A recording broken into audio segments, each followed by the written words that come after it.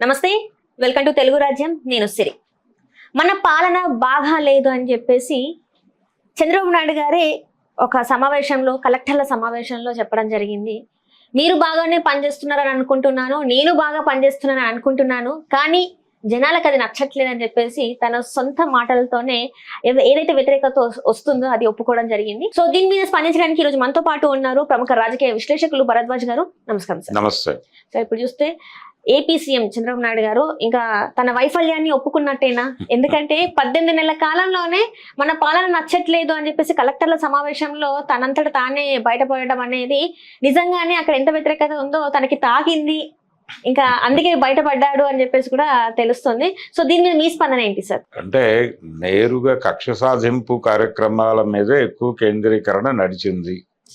అలాగే మేము దాదాపు అన్ని పనులు పూర్తి చేస్తామని చెప్తున్నాడు ఆయన. ఇది సూపర్ 6 అనేది ఆల్మోస్ట్ అమలు జరిగిపోయింది కాబట్టి ఇంకా రాష్ట్రం అంతా సస్యశ్యామలంగా ఉంది అన్న టోన్లో ఒక నేరేటివ్ని ఇస్తూ వస్తున్నాడు ఆయన. కానీ ప్రజలకి అవి పూర్తి అంటే ఈయన ఇచ్చినటువంటి ఈయన చెప్పినటువంటి ఈయన సంతకాలు పెట్టినటువంటి ఫైల్స్, రకరకాల ఫైల్స్ మీద సంతకాలు పెట్టేశాడు ఈయన వేగంగా. ఆ పెట్టిన సంతకాల తాలూకా ఫలితాలు ప్రజలకు అందాలి, లబ్ధిదారులు వాళ్ళు. ఆ లబ్ధిదారులకి అందటంలో వైఫల్యం జరిగింది అనే దాన్ని ఆయన ఇప్పుడు అంగీకరించాడు. అంగీకరించి ఈ పాపం తనది కాదు, ఈ పాపం తన ప్రభుత్వంది కూడా కాదు, ఇది టోటల్గా కార్యనిర్వాహక వర్గం తాలూకా గొడవ, అంటే కలెక్టర్ల మీద నెట్టేసేటువంటి ప్రయత్నం చేశాడు.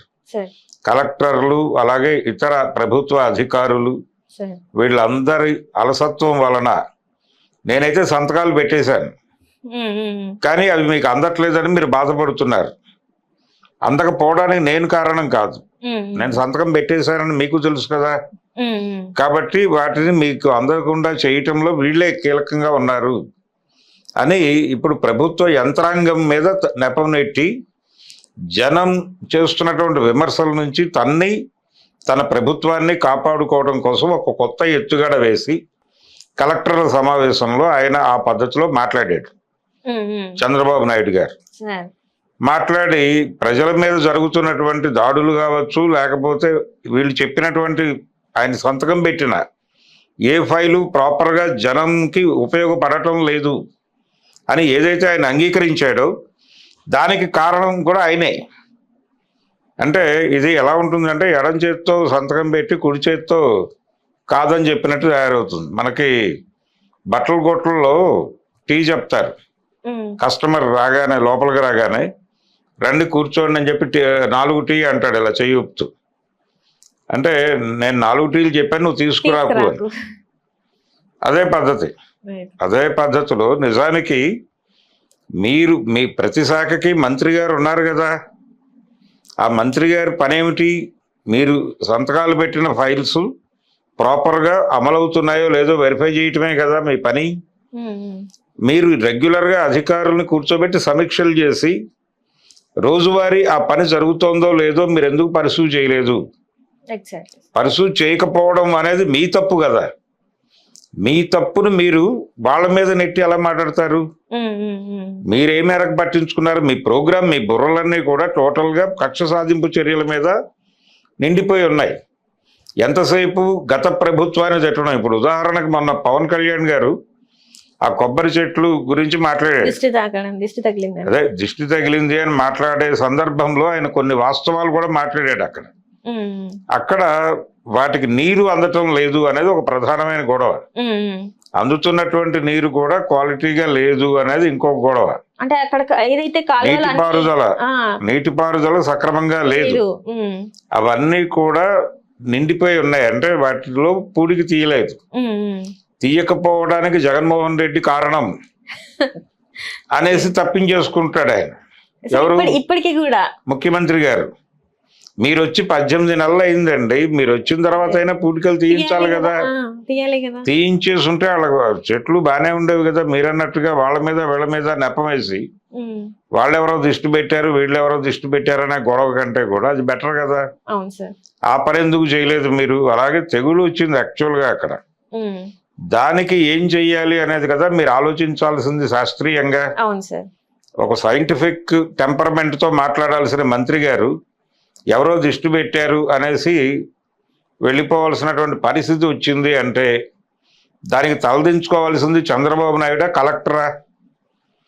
చంద్రబాబు నాయుడు గారు పర్యవేక్షణలో మంత్రి గారు ఏం మాట్లాడాడు అక్కడ? అలా మాట్లాడుతూ ఎందుకు మాట్లాడాడు? ఆయన 4,000 కోట్లు అవుతుంది ఇక్కడ పూడికలు తీయించడానికి అని కూడా చెప్పాడు పవన్ కళ్యాణ్. ఈ 4,000 కోట్లు నేను శాంక్షన్ చేసే అథారిటీ కాదు, అది చేయవలసింది ముఖ్యమంత్రి గారు. కాబట్టి మీరు అందరూ వెళ్ళి ముఖ్యమంత్రి గారిని కలిసి చెప్పుకోండి మీ కష్టం ఏమిటో అని చెప్పాడు అక్కడ. అవును సార్. అది పరిస్థితి. అంటే ఎవరు ఇవ్వట్లేదు అనేది చెప్పాడు ఆయన. పవన్ కళ్యాణ్ మాటల వెనకాలన్న అంతరార్థం ఏమిటి? ముఖ్యమంత్రి గారు డబ్బులు ఇవ్వట్లేదు రా నాయన, మీరు వెళ్ళి ఆయనతో మొరపెట్టుకోండి, మాతో పెట్టుకుంటే ఏమీ కాదు. ఈ పరిస్థితి పవన్ కళ్యాణ్గా ఈ కండిషన్ ఉంటే కలెక్టర్ల పరిస్థితి ఏంటి? అయ్యా ఇది మీరు సంతకం పెట్టారు, మేము ఫైల్ మూవ్ చేద్దామంటే ఎక్కడ స్పందనలు రావడం లేదు అని వాళ్ళు మొరపెట్టుకుంటే వినే పరిస్థితుల్లో చంద్రబాబు నాయుడు ఉన్నాడా? అంటే ఈ చంద్రబాబు నాయుడు గారు నిజం ఒప్పుకోవడానికి ఏదైతే ఈ ప్రైవేటీకరణ చేస్తున్న మెడికల్ కాలేజ్ కోటి సంతకాల సేకరణ ఏదైతే సక్సెస్ఫుల్ అయిందో అది సక్సెస్ఫుల్ అయిందని ఈ వ్యతిరేకత వచ్చిందని ఆయన గ్రహించడం జరిగిందంటారా అసలు? అంటే ప్రజలలో వ్యతిరేకత అనేది ఆ పద్ధతిలో వ్యక్తమైంది. అంటే కోటి సంతకాలు పెట్టించుకోవడానికి కదిలిన వాళ్ళకి దాదాపుగా 1.5 పైన సంతకాలు అమరిడాయి.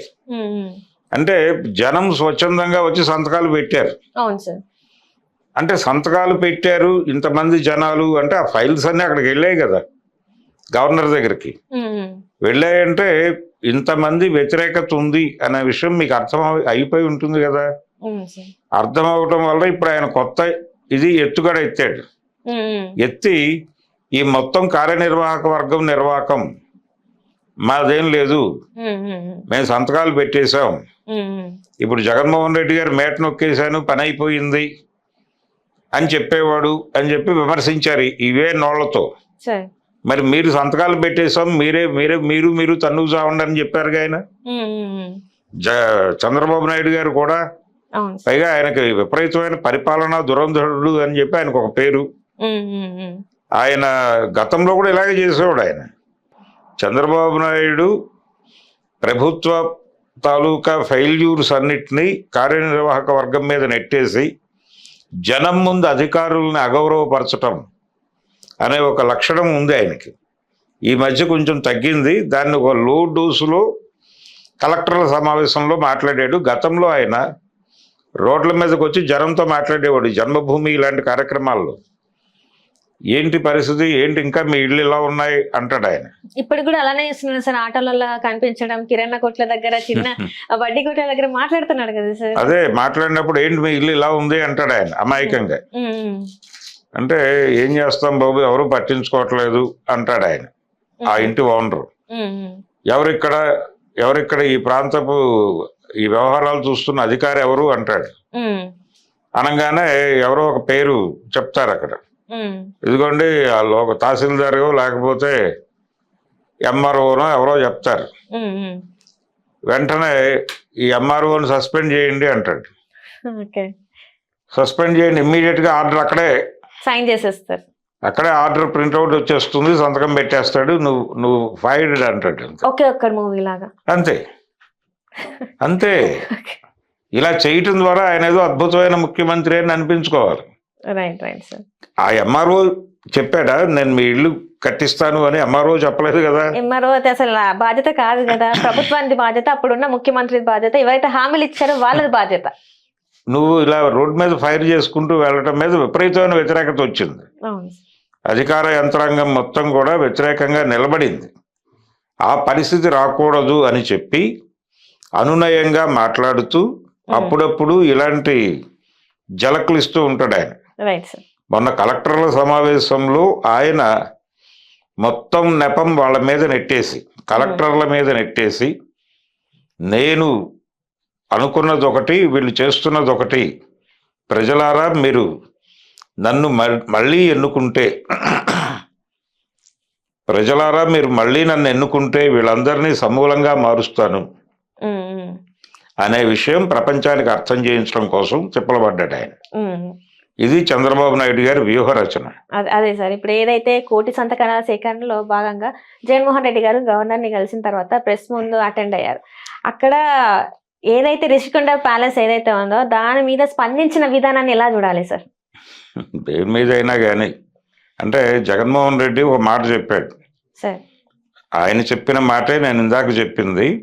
అంటే ఇప్పుడు ఈ మెడికల్ కాలేజీలన్నీ ప్రైవేటైజ్ చేస్తున్నారు అనేది కదా నేరేటివ్ జగన్మోహన్ రెడ్డి గారు చెప్తున్నది.